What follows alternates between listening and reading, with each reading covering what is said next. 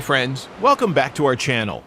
Today we're diving into the fascinating world of generative AI and how you can upgrade your applications by creating the perfect prompt.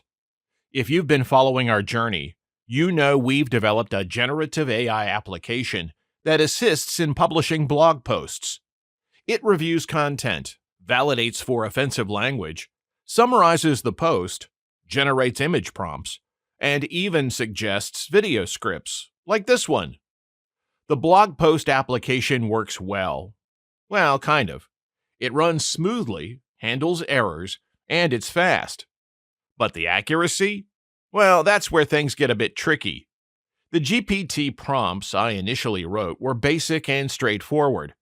But to achieve perfection, we need to do more than just tell the AI what we want. We need to tell it how to do it. The first upgrade involves giving the prompt a persona. This simple addition can drastically improve the results. For instance, in our blog post summarization prompt, I added, "You are a senior editor at a web magazine who is tasked with creating summary descriptions of articles that will be used in a blog or video." This context allows the AI to understand its role better, leading to more accurate and relevant summaries. The next thing I did was add examples to the prompt. Originally, our image generation prompt was too vague, leading to inconsistent results. Here's how we fixed it. Original prompt: create an image that visually represents the image suggestion passed in. Improved prompt with examples: create an image that visually represents image suggestion. The overall aesthetic is anime. An example prompt is, create an image that visually represents a modern and sleek dashboard displaying real-time data insights with various graphs and charts. The colors of the dashboard could be a combination of vibrant blues and greens to symbolize efficiency and growth. The overall aesthetic is modern and high-tech.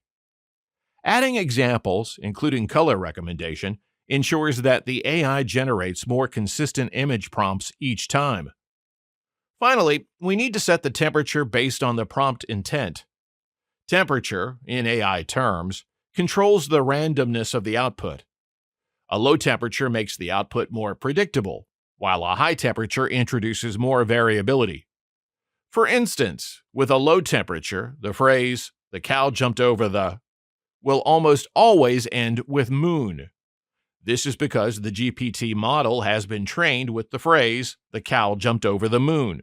But with a high temperature, the next word options have closer probability to each other, so you might also get fence or barn as possible completions.